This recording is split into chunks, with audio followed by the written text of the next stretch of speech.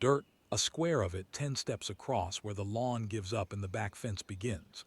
You have walked past it for 30 years, mowed around it, stacked the old pots on it, promised yourself every spring that this was the year you would finally do something with that corner. And every spring the corner stayed exactly as it was. By the time this ends, you will know what was hiding in that patch of ground the whole time. You will know why the people who finally kneel down in it after 50 almost always say the same strange thing a year later. And you will understand the one thing you have been rushing past your entire adult life without ever once stopping to see it. Picture the evening you finally walk out there. Not in the morning, full of plans. In the evening, when the light has gone gold and low and the day is almost spent. You are holding a trowel that still has the price sticker on the handle. You stand over that square of bare ground and you feel something you did not expect. You feel late. That word sits in your chest. Late. Everyone else seems to have started this decades ago. The neighbors with their tomatoes already staked. The woman down the street whose roses climb the whole side of her house. You are standing here at the age you are, holding a trowel, and a quiet voice says, "What is the point now?" Here is what that voice does not know. The ground does not check your age. The seed does not ask how many years you wasted. The soil has no memory of the springs you skipped. It only knows one thing, the same thing it has known since before there were people to walk past it. Put something living into me and I will grow it. You kneel down. Your knees crack. The grass is cold through your trousers. And you push that cheap trowel into the earth for the first time in your life.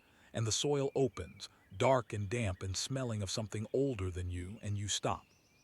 Because right there in that small wet hole in the ground, something happens to time. The day stops rushing. The voice in your chest goes quiet. For the first time in longer than you can remember, you are not waiting for the next thing. You stay there longer than you meant to. The light slips lower. A blackbird lands on the fence and watches you with one eye, unbothered, as if it has seen people do this for 1,000 years and knows exactly how it ends. The coffee you carried out has gone cold in the grass beside your knee. And you notice, almost with a start, that you have not thought about your phone once. Not the emails waiting in it. Not the news. Not the long gray list of things you were supposed to be worried about today. For a few minutes, kneeling over a hole the size of your fist, all of it has simply let go of you. The way a fever breaks in the night, and you wake up lighter without knowing exactly when it left. You will tell yourself later that it was just a hole in the ground, that nothing really happened out there. But you will be wrong, and some part of you already knows it. Something did happen. The corner you ignored for 3 decades just reached up and took the weight off your shoulders for the length of a single evening, and asked for nothing in return except the strange feeling that you had finally arrived somewhere you were meant to be a long time ago. You will spend the next year learning what that was. But first you have to understand why it took you 50 years to kneel down in the first place. Why the corner stayed empty so long. Because the answer is not laziness, and it is not lack of time, and it is not the thing you have always blamed. The real reason is something almost nobody says out loud. Something changes in the way time moves after 50, and almost no one warns you about it. When you were young, a summer was an ocean. June stretched out so far you could not see the end of it. A single afternoon could hold a whole childhood. You remember those days, the ones that seemed to last forever, the long light, the boredom so deep it became a kind of freedom. Then somewhere along the way, the years started folding in on themselves. You blink and it is autumn. You turn around and a decade is gone.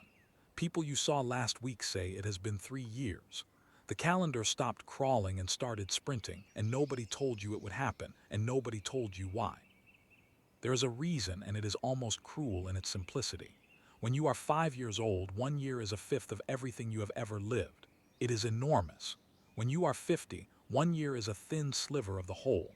Your mind measures each new year against everything that came before, so every year feels smaller than the last. The clock did not speed up. Your sense of it did.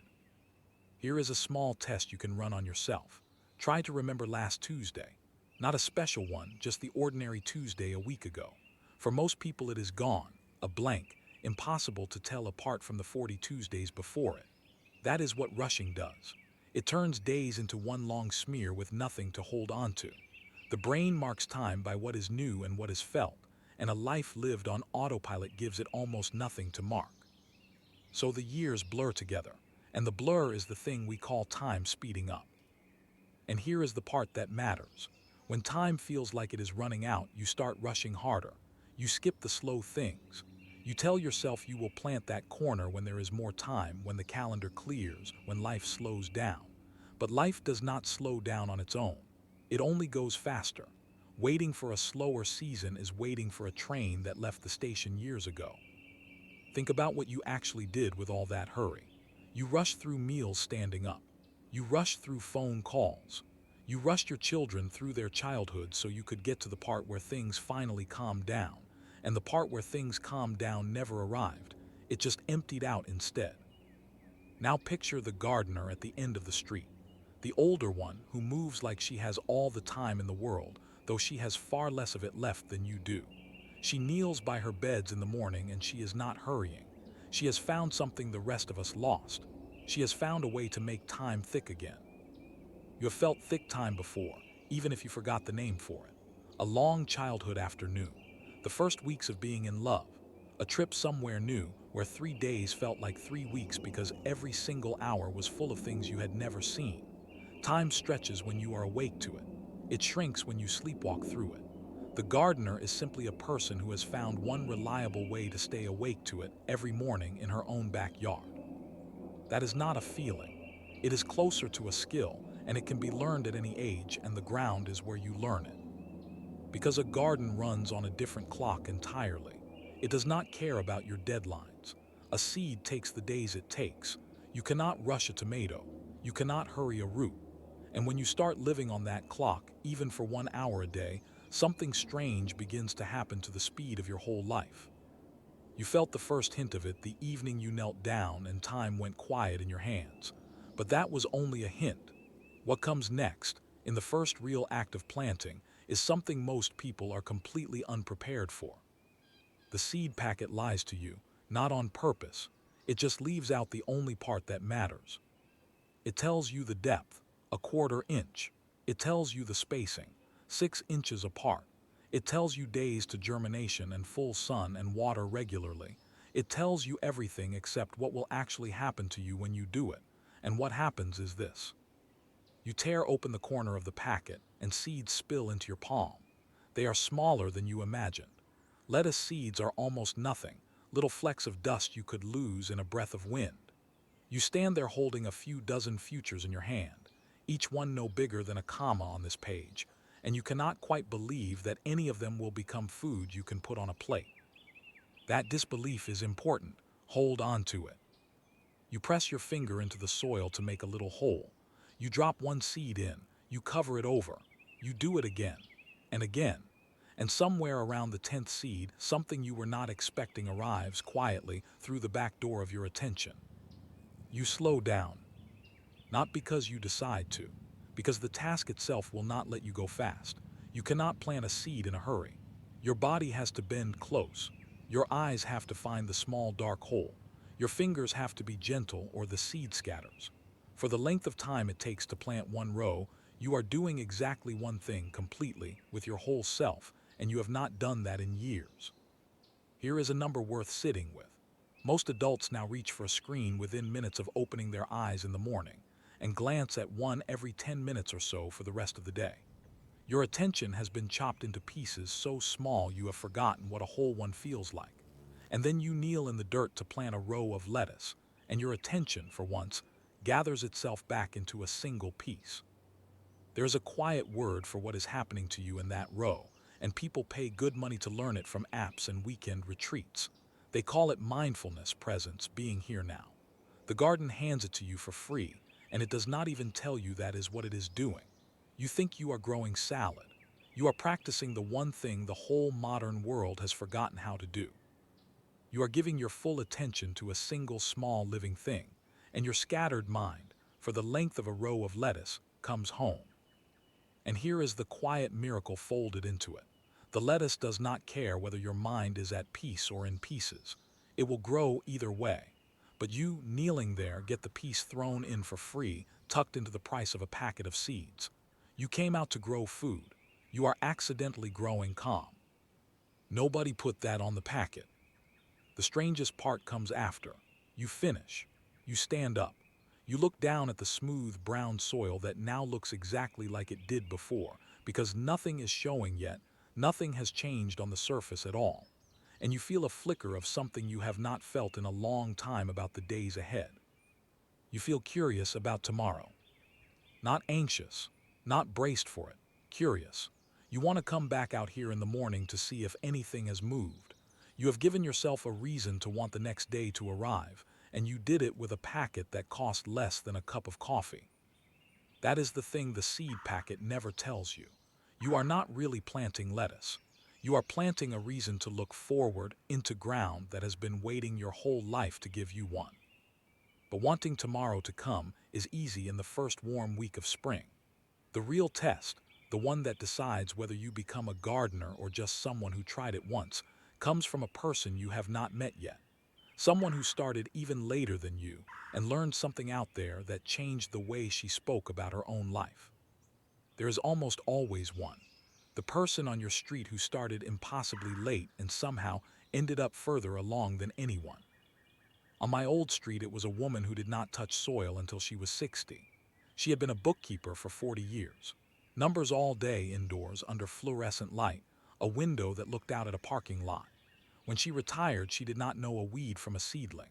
She told me once that the very first thing she planted upside down and waited 3 weeks for it to come up, and of course it never did. She laughed when she told me this. That was the other thing about her. She could laugh at her own beginning, at the bookkeeper who did not know which end of a seed went down, and there was no shame in it at all. Most of us are too proud to be beginners after a certain age. We will not pick up a thing we might be bad at, because being bad at something in your 60s feels like a small humiliation we would rather avoid. She had let go of that somewhere along the way. She was willing to be terrible at gardening for as long as it took to become good at it. And that willingness, far more than any green thumb, was the whole secret. She could have stopped after the upside-down seed. Most people do. They take one small failure as proof that they missed their chance, that gardening is for people who started young, that some doors close and stay closed. She did not stop. She planted it again, the right way up this time, and it grew, and something in her changed that she could never fully put into words. What struck me was not her garden, though by the end her garden was the kind people slowed their cars to look at. What struck me was how she talked. She had a way of speaking about her own life that the rest of us did not have. She did not talk about her years like they were behind her, used up, spent. She talked about them like they were soil. I asked her about it once over the fence, and she said something I have never forgotten. She said, when you have grown something from a seed with your own hands, you stop believing that late is the same as too late. Those are two different words, she said. People your age use them like they mean the same thing. They do not. I did not fully understand her then. I think I do now. Because here is the question her whole life seemed to be asking, and I want you to hold it through everything that comes next. Why do the people who start gardening late so often seem more at peace with their age than the people who started young? You would expect the opposite. You would expect regret, the ache of all those wasted years pressing down on them. Instead, you find the calmest souls on the entire street. There is an answer. It is not what you think, and we will not reach it for a while yet. But it is the real reason this whole thing matters, so keep it in the back of your mind. Why are the late ones the calm ones? She lived to 91. In her last years, when she could no longer kneel, she had raised beds built so she could still get her hands into the soil standing up. The day before she went into the hospital for the last time, a neighbor saw her out there, pressing seeds into a tray, planting things she had to know she might never see come up. That image has stayed with me ever since. A woman near the end of a long life, planting a future she would not be there to harvest, and doing it with no sadness at all, as if she knew something about time and growing that the rest of us had not learned yet. She did, and part of it lives in your own hands already, whether you have ever noticed it or not. Your hands know things your mind has forgotten. You can prove it to yourself the first time you crumble a clod of soil between your fingers. Something arrives in that moment, unbidden. A smell, maybe, wet earth after rain, and suddenly you are 7 years old in a place you have not thought about in 50 years. A garden behind a house that no longer exists. A grandmother's hands, larger than yours were then, guiding your small fingers down into the dirt. The particular weight of a metal watering can you have not held since before you could spell your own name. You did not summon that memory. The soil did, because the body keeps a record that the thinking mind cannot reach, and certain things unlock it, and the feel of cool earth in the palm of the hand is one of the oldest keys we have. There is a name for this kind of remembering. The body holds it lower than language, in the parts of the brain that were old long before we had words at all, the parts that handle smell and touch, and the simple knowledge of how to move. That is why a single smell can drop you into childhood faster than any photograph ever could. The scent of turned earth, of tomato leaves crushed between the fingers, of rain landing on warm soil, goes straight past the thinking mind and into the part of you that was there the whole time. 4 years old, beside someone who loved you, learning what dirt felt like. Consider how strange this is. You can forget names now. You walk into a room and forget why you came. The car keys vanish daily. But the moment your fingers close around a handful of soil, a memory rises whole and clear from 60 years ago, in full color with sound and weather and the voice of someone long gone. Your mind let it go. Your hands kept it safe. There is a reason for this, and it is not sentiment. For almost the entire history of our kind, human hands were in the ground, planting, digging, pulling, pressing seeds into the earth so the next season would feed the next mouths. It is only in the last 2 or 3 generations that we pulled our hands out of the soil and set them on keyboards and steering wheels and panes of glass. 2 or 3 generations against tens of thousands of years. Your hands have not caught up. They are still expecting dirt. When you finally give it to them, they relax in a way the rest of you had forgotten was even possible. Watch your own grip the next time you are anxious. You clench. Your hands ball up with nowhere to go, full of an energy that has no outlet. Now watch what happens when you put those same hands into a garden. The clenching finally has somewhere to land. The pulling of a weed, the firming of soil around a fragile root, the slow, patient work of it. The anxiety drains out through your fingers and down into the ground, which takes it without complaint, the way it has taken everything from us for as long as we have had hands to give. This is why people come back to gardening after 50 even when they cannot say why. It is not really a new hobby. It is a homecoming. Some part of you that was packed away long ago, in childhood, in a garden you only half remember, is being quietly let back out into the light. And it is not only your own childhood that comes back. It is older than that. It is the grandmother behind you and the one behind her, a long line of hands that worked the ground so that you could one day stand here and forget how. When you kneel in the dirt, you are not starting something from nothing. You are rejoining something, a thread that runs back through every generation that ever fed itself, picked up again at last by the one pair of hands that very nearly let it drop for good. And the body that remembers all of this is the same body the years have started to wear down. The aches, the stiffness in the morning, the quiet worry late at night about what is coming for it. You might expect a garden to be hard on an aging body, all that bending and lifting and kneeling on cold ground. What actually happens to your body out there is the opposite of what you would guess, and it has started to catch the attention of people who measure such things for a living. The first hard frost will teach you something no book ever could. It comes on a clear, still night when you least expect it, and it kills. You go out in the morning with your coffee, the way you have started to do, looking forward to the tomatoes that were finally beginning to turn red. And they are black. The whole plant has collapsed, slumped over like something the life went out of overnight, because that is exactly what happened. One cold night. Everything you tended for 4 months gone by sunrise, hanging there limp and dark in the early light. Stand there with that for a moment, because this is the part most people are not ready for, and it is the part that matters most. The season does not care about you. It does not know how badly you wanted those tomatoes. It does not reward your effort or pity your loss. The frost came because the frost comes. The garden owes you nothing, and it will take what it takes on its own schedule, regardless of how good a person you have been or how hard you worked.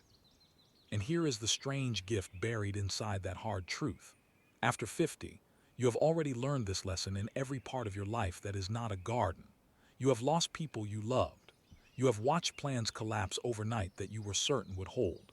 You know, in a way the young simply cannot, that effort and outcome are not the same thing, that you can do everything right and still lose the harvest. A garden lets you practice that knowledge in a place where the stakes are only a few tomato plants. It is grief with training wheels.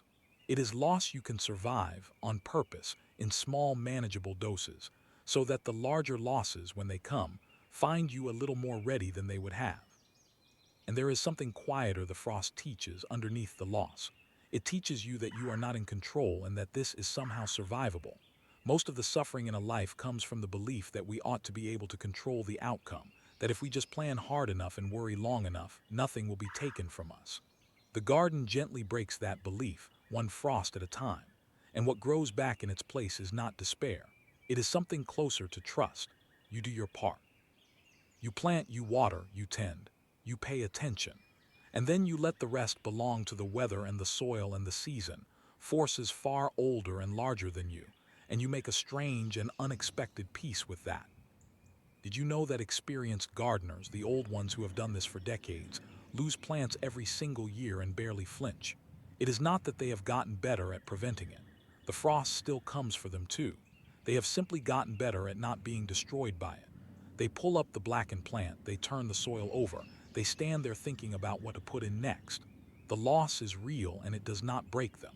That is not coldness. That is the deepest kind of peace there is. And the garden teaches it season by season to anyone willing to keep coming back.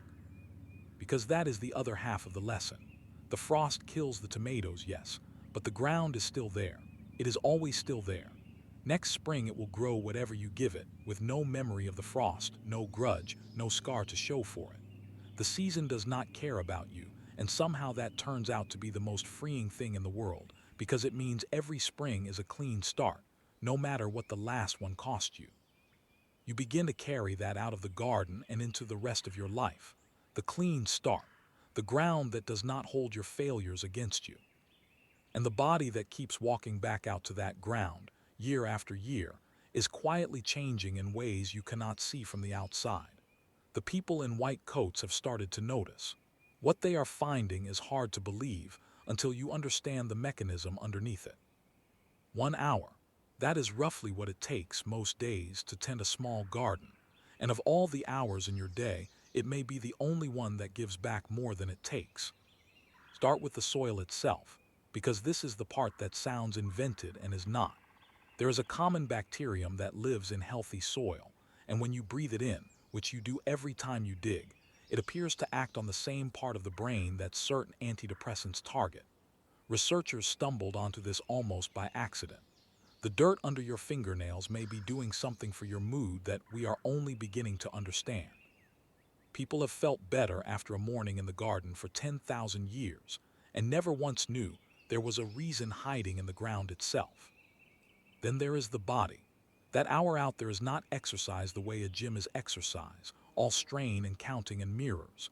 It is the kind of movement the human body was actually built for. Bending, reaching, carrying, squatting down and rising up over and over, which happens to be the very motion that keeps older bodies able to get up off the floor on their own. The single thing that most predicts whether you stay independent into your 80s. You are not working out. You are staying alive in the oldest way there is. Here is a number that should stop you. Studies of the places on Earth where people most often live past 100, the so-called blue zones, keep turning up the same humble thing in common.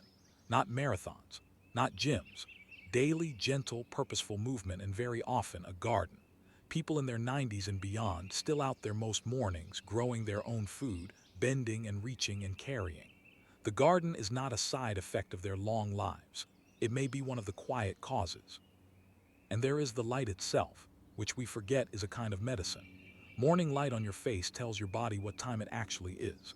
It sets the inner clock that decides when you sleep and how deeply. The same clock that frays as we age and leaves so many people lying awake staring at the ceiling at 3 in the morning. An hour outside in the early light does more for a tired body than most of the pills sold for sleep. You did not go out there for that. You went out for the tomatoes. But the body drinks in the light as gladly as the plants do. And then there is the part no instrument can measure. You go out there carrying whatever the day has already put on you. The worry, the grief, the low gray weight that comes and sits on your chest some mornings for no reason you can name. And you start to work, and an hour later you come back inside and it has lifted. Not because anything in your life got solved out there, because you spent an hour with your hands in living soil in the light, doing something that will be alive tomorrow because of you. Ask yourself when you last spent an hour doing something that left you with more than you started with. Most of our hours take. They drain the battery a little more. This one fills it back up. The woman who started at 60 understood all of this without a single one of the studies. She used to say her garden was the cheapest medicine she ever took, and the only one that never came with a side effect. She was closer to the truth than she ever knew. But the hour in the garden does something larger than mood and muscle and sleep, something we have been circling this whole time without ever naming it directly. It gives back the one thing you have been losing the fastest of all, the thing you have been rushing past since you were young. And the moment you finally see what it is, you will not be able to unsee it. Now, the thing you have been rushing past your whole life. It was never money, and it was never time the way you always thought of time. It was the present moment, the only place life actually happens, the one thing you have, the only thing you have ever had, and the one thing you have been sprinting straight through on your way to somewhere else for 50 years. Think about where your mind lives for most of the day. It lives in the future, rehearsing everything that might go wrong. Or it lives in the past, replaying everything that already did. It almost never lives in the one place that is real, which is right here, right now, the breath you're taking as you listen to this. You have spent your life like a person running flat out through a beautiful country, eyes locked on the horizon, never once seeing the ground passing beneath your own feet. The garden is the place that finally makes you stop and look down. You cannot plant a seed in the future. You cannot weed in the past. The work is only ever now. The soil is only ever now. The small green shoot pushing up through the dark, the one you waited 2 whole weeks for, is happening now and will never happen in exactly this way again. And when you kneel down in it fully, the running stops. The horizon loosens its grip on you. For 1 hour you are exactly where your body is, and that, it turns out, is the thing you were always rushing past. Notice that you cannot get there by trying harder. You cannot order your own mind to be present. The harder you grip at the present moment, the faster it slips away from you. That is the cruel trick of it, and it is why so much advice to just live in the now goes precisely nowhere. The garden does not ask you to try. It simply hands your hands something real and slow to do, and your mind, with nowhere urgent left to run off to, quietly comes home on its own. Presence is not a thing you can force. It is a thing that arrives the moment you finally stop chasing the next thing, and a garden is a machine built entirely to make you stop. Children know this without ever being told. Watch a small child in a garden. They do not garden toward a goal. They crouch over a single ant for 20 minutes. They are entirely inside the moment because they have not yet learned how to live anywhere else. Somewhere between then and now, we trained it out of ourselves, traded it away for calendars and worry and the endless lean toward whatever comes next. The garden does not teach you something brand new. It hands back something you had at the very beginning and slowly gave away without noticing. This is also why the present moment feels so different after 50 than it did before. When you were young, you had so much future ahead of you that spending the present carelessly cost you nothing you could actually feel. Now you can feel it. Now you know in your bones and not just your head that the days are numbered, even if you do not know the number. And that knowledge could be a curse. For most people it is. It is the very thing that wakes them at 3 in the morning with a cold start. But the garden turns that same knowledge into a gift. Because once you truly understand that this season is not infinite, this spring, this morning, this single tomato still warm from the vine in your hand, you stop rushing past them. You start to actually taste them. The plain awareness of an ending is the thing that finally lets you arrive in the present you skipped your whole life long. That is the secret that was hiding in the bare patch of dirt at the back of your yard. It was never really about the vegetables. The vegetables are the excuse. What the ground actually grows is your own ability to be here now while you still can. And this, finally, is the answer to the question the woman who started at 60 left hanging in the air. Why are the late ones the calm ones? Why does someone who began at the very end seem more at peace than someone who had all the years to spare? The answer turns everything you assume about late and too late completely upside down. Here is the secret of the late bloomer, and it is the exact opposite of what you fear. You think starting late is a loss, all those wasted years, all the springs the corner stayed empty. You think the person who gardened their whole life got the better deal and you got the leftovers, the scraps, the short end. You think late means less. It does not. In one specific and powerful way, late means more.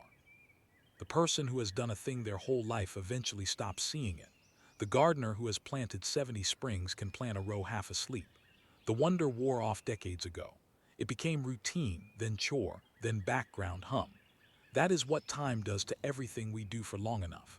It quietly sands the wonder off, grain by grain, until we no longer feel it at all. But you are kneeling in soil for the very first time at 50, or 60, or 70. And you are seeing the whole impossible miracle of it with eyes that have not been worn smooth. A seed the size of a comma becomes food you can eat. You watch it happen as if it were the first time in the history of the world that anyone had ever grown anything at all. Because for you, in a way, it is. The late starter does not get less wonder. They get all of it at once, undiluted, undimmed, arriving in a life that has finally gone quiet enough to actually feel it land. That is why the woman who started at 60 was the calmest soul on the whole street. Not in spite of starting late, because of it. She got to feel at 60 what the lifelong gardeners had stopped feeling somewhere back around 30. She brought a whole life of patience and loss and waiting to the one activity on earth that rewards exactly those qualities. Think of everything you would carry to that first seed that a child could never bring. You have buried people. You have watched things you built with your own hands come apart and somehow kept going anyway. You have learned how long a real winter is, and that spring comes regardless. All of that is exactly the wisdom a garden quietly asks for, and you spent your whole life earning it without ever knowing you were collecting tools for a craft you had not started yet. The young gardener has the years ahead of them. The late one has the understanding, and in a garden, understanding is worth far more than time. A child can plant a seed. Only someone who has lived a long time can fully understand what it means to. And there is one more thing, the thing she was doing in her very last days, pressing seeds into a tray she surely knew she might never see sprout. She had learned that the point was never to be there for the harvest.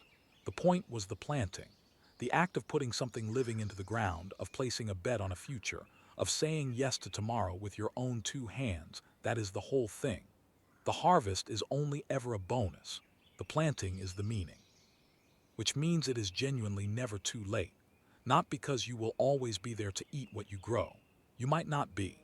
But because the worth was always in the kneeling down, in the present moment, in the hands pressed into living soil, and you can have that on the very last morning of your life if you choose to. Late is not too late. They were never the same word. She was right about that all along. So go back with me one last time to that square of bare ground at the back of the yard. The one you walked past for 30 years. Stand over it again in the gold evening light, holding that cheap trowel with the price sticker still stuck to the handle. But this time, look at it differently, because now you know what it really is. A year has passed. Walk out to that corner again, the same evening hour, the light going low and gold the way it did the night you first knelt down. But the corner is not bare now. There are tomato plants gone leggy and generous, beans climbing string you tied yourself, a row of lettuce you have cut from and watched quietly grow back. There is a glad mess of green where there used to be nothing but the ground you ignored for 30 years. Stand there and notice what is different, and it is not mainly the plants. You are not in a hurry.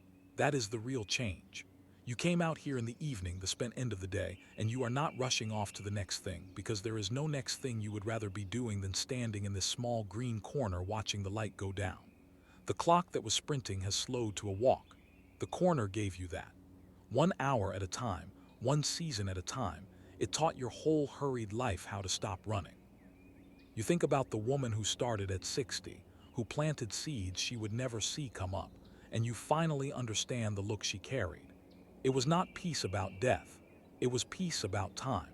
She had stopped grieving the years behind her and started spending the moment in front of her, and a garden is what taught her the difference between the two.